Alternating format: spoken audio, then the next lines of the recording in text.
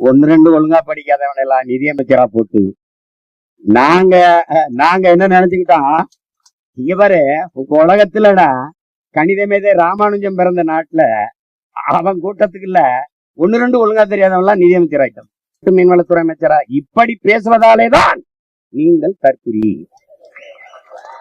புரியுதா புரியுதா? அவர்கள் கடவுளின் குழந்தை, அதனாலே அங்கே மழை பெய்யுது, இங்கே தண்ணி திறக்க விடப்பட்டது. கடவுளின் குழந்தை இருக்கிற ஊர்ல பெய்யாம இது கர்நாடகால பெய்யுது, கேரளால பெய்யுது. இப்படி எல்லாம் பேசுறதுனால தாண்டா உங்களை தற்குறி தற்குறின்னு நாங்க பேசிட்டோம். அங்க போராடாத போராட்டம் இல்லை, அங்க பெறாத வழக்கும் இல்லை, பார்க்காத சிறையும் இல்லை. ஆனா எங்களை கோயிலுக்கு நேர்ந்து விட்ட மாடு மாதிரி எங்களை ரோட்ல போட்டு வந்தே போனவெல்லாம் நீங்க கோட்டைக்கு அனுப்பிட்டு மறுபடியும் எங்களை ரோட்ல தான் விட்டுருக்கீங்க. இப்ப நாங்க பேசுறது அங்க இருக்கிறவனுக்காவது புரியுமானாங்க கூட எங்களுக்கு தெரியல. அதுதான் அதுதான் ஏதோ எங்களுக்கு சொல்வார்ல, வாங்கி வந்த வாரம் அப்படி இருக்கு, ஒன்றும் சரியில்லை. இதுல இங்க அவ்வப்போது அவர்கள் நமக்கு நதி நீரை திறந்து விடுவதெல்லாம் அவர்கள் உச்ச நீதிமன்ற தீர்ப்பை எல்லாம் மதிப்பதாக இல்லை கர்நாடக அரசு. அதை தெரிஞ்சுக்கணும். கேரளாவும் மதிக்கிறது இல்லை. நமக்கு அவர்கள் திறந்து விடுவது அதிகமாக மழைப்பொழிவு நடந்து அங்கே அணையின் கொள்ளளவு உயர்ந்தால் அணை உடைந்து விடுமோ என்ற அச்சத்தில் திறந்து விடுவார்கள். அப்படி திறந்து விடுகிற நீர் உபரி நீர் தானே ஒழிய தமிழ்நாட்டுக்கு கிடைக்க வேண்டிய உரிய நீர், உரிமை நீர் இல்லை. அதை நீங்க நல்லா விளங்கணும். ஒவ்வொரு முறையும் உரிய நீரை, உரிமை நீரை தந்திருந்தால் நமக்கு எந்த பாதிப்பும் இல்லை. அவங்க சொன்னது மாதிரி அப்படின்னா நமக்கு முறையா குறுவை சாகுபடி நடந்திருக்கும், முறையா நமக்கு பருவத்துக்கு தண்ணி தரப்பட்டிருந்தால் நமக்கு பாதிப்பு ஏற்பட்டு. ஆனால் அவர்கள் இப்ப நிகழ்ந்தது என்ன? இங்க என்ன பேசப்படுது? தமிழ்நாட்டின் முதலமைச்சர் மாண்புமிகு விஜய் அவர்கள் கர்நாடக முதல்வர் சிவகுமாரை சென்று 3ஆம் தேதி சந்திக்கிறதா இருக்குது. அப்ப அவர் ஒரே வார்த்தையில நீங்க வர வேண்டாம், இங்க ஒரு பிரச்சனை கலவரம் என்றால் அதுக்கு நான் பொறுப்பேற்க முடியாதுன்றாரு. இவர் போகல, அவ்வளவுதான். அது அந்த நேரத்துல கேரளாவில் பெருமழை, அங்கே வயநாடு வழியே, அங்கதான் கபினி அணைக்கு தண்ணி வருது, அங்க வயநாடு வழியே பெரும் வெள்ளம், அங்க வந்து கபினி நிறையும் போது அதன் வழியாக அது திறக்கப்பட்டு காவிரி நிறையுது. கர்நாடகாவில் மழை, அங்கே பெரும் மழைனாலே அணையின் கொள்ளளவு கூடும் போது அவனால் அணை அதுக்கு மேல சேமிக்க முடியாதுங்கிறதுனால திறந்து. அது யதார்த்தமாக இயல்பாக நடந்துற ஒரு நிகழ்வா இருக்கு. தமிழர்களுக்கு தண்ணீர் கொடுக்க வேண்டும், அந்த உரிய நீரை, உரிமை நீரை கொடுக்க வேண்டும் என்பதற்காக கொடுக்கல, உபரி நீரை தருகிறார்கள் போனா போகுதுன்னு. ஆனால் இங்கே இருக்கிற பெருமக்கள், முதல்வர் அவர்கள் கடவுளின் குழந்தை, அதனாலே அங்கே மழை பெய்யுது, இங்கே தண்ணி திறக்க விடப்பட்டது. கடவுளின் குழந்தை இருக்கிற ஊர்ல பெய்யாம இது கர்நாடகால பெய்யுது, கேரளால பெய்யுது. இப்படி எல்லாம் பேசுறதுனால தாண்டா உங்களை தற்குறி தற்குறின்னு நாங்க பேசிட்டோம். ஏதோ நாங்க ஏதோ தற்குறின்னு சும்மா போற போக்குல சொல்லல, ஆய்ந்து உணர்ந்து அறிந்து தெளிந்து தெரிவிக்கிறோம். ஒரு மீன்வளத்துறை அமைச்சர் ஸ்ரீநாத் அவர்களிடத்துல தூத்துக்குடியில துறைமுகத்து விரிவாக்கத்தை பத்தி பேசுறாங்களே, விரிவாக்கம் செய்ய போறீங்களா, உங்க கருத்து என்னன்னு? நான் திருச்செந்தூர்ல இருக்கேன், அந்த கேள்வியை தூத்துக்குடியில வந்து கேளுங்கிறப்பல. தூத்துக்குடியில, திருச்செந்தூரே தூத்துக்குடி மாவட்டத்தான் இருக்குது, நீ தமிழ்நாட்டுக்கே மீன்வளத்துறை அமைச்சரா இல்ல தூத்துக்குடிக்கு மட்டும் மீன்வளத்துறை அமைச்சரா? இப்படி பேசுவதாலேதான் நீங்கள் தற்குறி. புரியுதா புரியுதா? நிதி அமைச்சர் நிதிநிலை அறிக்கை படிக்கிறாரு, 7500 7550, அது தெரியல. அது 7500 7050 சொல்ல வரல அவருக்கு. 7500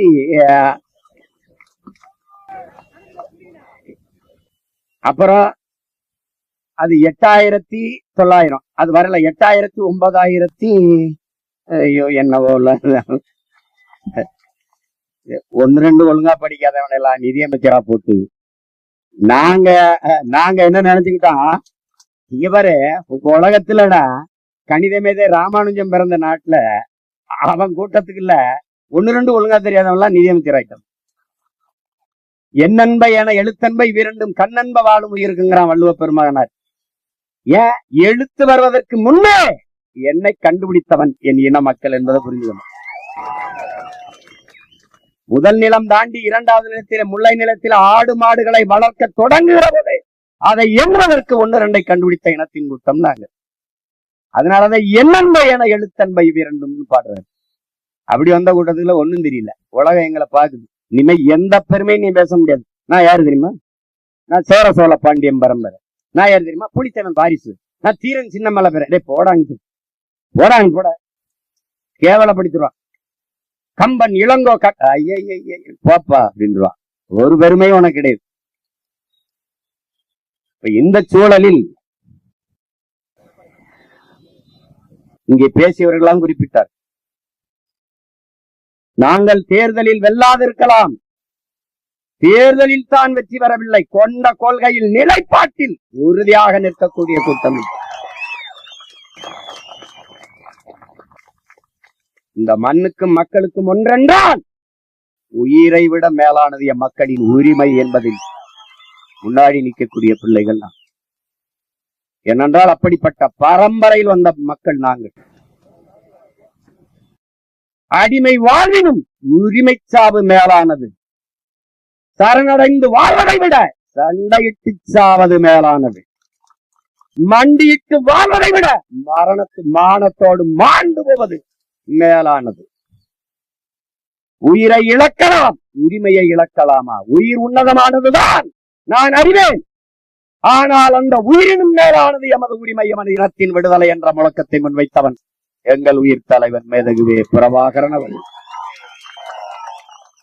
உயிரை இழப்பது தனிப்பட்ட உனக்கான எனக்கான இழப்பு, ஆனால் உரிமையை இழப்பது ஒட்டுமொத்த தமிழ் தேசிய இனத்திற்கான இழப்பு என்பதை என்னிலும் இளைய என் தம்பி தங்கைகள் நினைவில் கொள்ளது. அதை விட்டுவிடக்கூடாது என்பதற்காகத்தான் இந்த போராட்டம். ஒரு காலத்தில் இந்த சிக்கல் வரும்போது நம் முன்னவர்கள் வேடிக்கை பார்த்துக் கொண்டு நின்றார்கள் என்று வருங்கால தலைமுறை காரி துப்பக்கூடாது என்பதற்காகத்தான் இந்த போராட்டம். இல்லை, அதிகாரத்தில் இருந்தவர்கள் தான் அமைதியாக கடந்து போனார்கள். அதிகாரமற்ற நம்ம இதே மக்கள் நம் உடன் பிறந்தார்கள். நமது முன்னவர்கள் போராடி அந்த உரிமைக்காக போராடி நின்றார்கள் என்ற வரலாற்று பதிவு வர வேண்டும் என்பதற்காகத்தான் இந்த ஆர்ப்பாட்டம். இங்கே என்னுடைய தம்பி தங்கில் தெரிஞ்சு, காவிரி நதிநீர் சிக்கல் இவர்கள் இருக்கிற வரை இந்த ஆட்சியாளர்கள் தீர்க்கப்படாது. திராவிட கட்சிகள் தீர்க்கல. இந்த சிக்கல் எப்படி வருது? ஐயா கலைஞர் அவர் கருணாநிதி அவர்கள் முதலமைச்சராக இருக்கும்போது உச்ச நீதிமன்றத்தில் ஒரு வழக்கு தொடுக்கிறார்கள், அதிகப்படியாக நீர் தர வேண்டும் என்று. அப்ப காங்கிரஸ் கர்நாடகாவில் ஆளுகிற உயரத்தில் இருக்கு, இங்கே துணை இணை கட்சியா இருக்கு. அப்ப கர்நாடக மாநிலத்தில் இருக்கிற ஆளுகிற உயரத்தை இழந்து விடக்கூடாது என்பதற்காக இந்த வழக்கை திரும்ப பெறுங்கள் என்று இந்திரா காந்தி அம்மையார் நெருக்கடி கொடுத்து அந்த வழக்கை திரும்ப பெற வைக்கிறார்கள். அதில் இருந்தா நமக்கு பிரச்சனையே ஆரம்பிக்கும். முதலாக காவிரி நதிநீரே துரோகம் செய்த கட்சி நமக்கு காங்கிரஸ். அது இன்று வரை தொடர்கிறது. ஏன் இதை உங்களுக்கு சொல்றேன்? மான தமிழச்சி மார்ல பால் குடிச்ச ஒவ்வொரு மகனுக்கும் இந்த நினைவுல இருக்கணும். இது நினைவுல இருக்கணும். இவன் எவ்வளவு தூரம் நம்ம இனத்தின் வரலாற்று பகைவன் என்பதை நீங்க கவனத்தில் வச்சுக்கணும். காவிரி நதிநீர் பறிச்சதவன், இன்று தர மறுப்பவனும் அவன் தான். இதுல பாரதிய ஜனதா காங்கிரஸ் வெவ்வேறு அல்ல. கட்சியின் பேரு வேற வேற, கொடி வேற வேற, கொள்கை ஒன்றுதான். கொள்கை ஒன்றுதான். இந்திய இறையாண்மை, தேசிய ஒருமைப்பாடு எல்லாம் பேசுவான். கர்நாடகா என்று வந்தால் பாரதிய ஜனதா கர்நாடக கட்சி, காங்கிரஸ் கர்நாடக கட்சி, இந்திய கட்சி கிடையாது. வேண்டுமானால் தமிழ்நாட்டின் முதலமைச்சர் மாண்புமிகு விஜய் அவர்களை போய் காங்கிரஸ் கட்சியின் தலைவர் ஐயா மல்லிகார்ஜுன கார்கே அவர்களிடம் பேச சொல்லுங்க. காவிரி நதிநீர் உரிமை, மேகதாட்டு அணை சிக்கல் பேசினால் அப்போது தெரியும் அவர் இந்தியராக பேசுகிறாரா அல்லது திராவிடராக பேசுகிறாரா அல்லது கன்னடராக பேசுகிறாரா தெரிந்துவிடும். பேசி பாருங்க. அந்தந்த நிலவென்று வந்தால் அவன் அந்த மண்ணுக்கு மக்களுக்கும் நிற்பான். கேரளாவில் காங்கிரஸ் அப்படித்தான், கேரளாவில் கம்யூனிஸ்டும் அப்படித்தான். இப்போது கேரளாவை காங்கிரஸ் ஆளுகிறது, நாளை முல்லை பெரியார் என்று வந்தான் அவன் கேரள கட்சியாக மாறி விடுவான். அப்ப எங்க இந்தியா இருக்குது, எங்க இறையாண்மை இருக்குது, எங்க தேச ஒருமைப்பாடு இருக்குது? இல்லை. உன்னை என்ன எப்படி பாக்குறான்? தண்ணியை திறக்கிறான்னா கழிவு நீரை திறக்கிறான், ஆளை கழிவை தேக்கி வச்சு மொத்தமா திறக்கிறான்.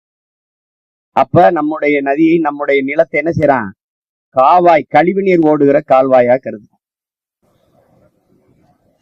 ஒரு 2 ஆள் உயரத்துக்கு நுரையா வரும்.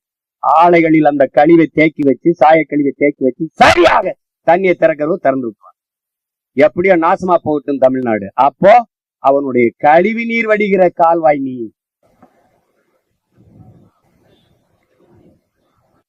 உன்னுடைய மலையை வெட்டி எடுத்துட்டு போறான். கேரளாவில் மலை இருக்கா இல்லையா? இருக்கு, பயன்பாடியா இருக்கு கேரளாவில். அந்த மண்ணின் மக்களுக்கு சாலை போடுதல், கட்டடம் கட்டுதல், துறைமுகம் கட்டுதல், எல்லாவற்றுக்கும் பயன்பாடு அவனுக்கு. மணல் கல் யாருடையது? என்னுடையது. கன்னியாகுமரியிலிருந்து, தென்காசியிலிருந்து, திருநெல்வேலியிலிருந்து என் மலையை, என் தாயின் மாறை அறுத்து கற்களாகவும் மணலாகவும் கொண்டு போகுது கேரளம். அதே லாரியில் திருப்பி கோழி கழிவு, மருத்துவ கழிவு, பூரா கழிவுகளையும் என் நிலத்தில் கொட்டுறான். குப்பை மேடாக கருதுகிறான். என் வளத்தை எடுத்துக்கொண்டு போய் என் நிலத்தில் குப்பை மேடாக்குறான். இவன் சாக்கடை, இவன் குப்பை மேடு. ஒருத்தனுக்கு கோபம் வந்திருக்கார்.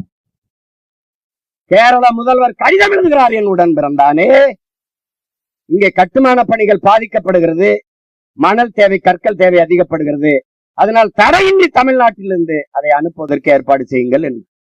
யாருக்கு? இவருக்கு தான். உங்கள் நாட்டில், உங்கள் மாநிலத்தில் மலைகள் இருக்கிறதா இல்லையா? இருக்கிறது. ஏன் வெட்டவில்லை? ஏன் ஏன் ஏன் வெட்டல?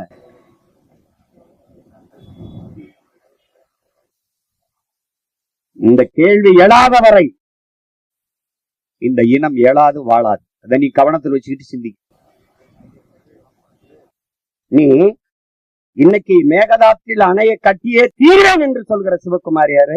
காங்கிரஸ் கட்சி. அப்ப துணை முதல்வர், இப்ப முதல்வர். இதே சீதாராமையாவும் இதே சிவகுமாரும் வெல்வதற்காக, இந்த காங்கிரஸ் கட்சி வெல்வதற்காக அன்றைக்கு தமிழ்நாட்டின் முதலமைச்சராக இருந்த ஸ்டாலின் அவர்களும் அண்ணன் திருமாவளவன் அவர்களும் கர்நாடகாவில் சென்று வாக்கு சேகரித்தார்களா இல்லையா? சொல்லு. ஆமாவா இல்ல? சொல்லு. சேகரித்தார். நீங்கள் திராவிட முன்னேற்ற கழக கட்சியின் தலைவராக இருந்தால் சிக்கல் இல்லை.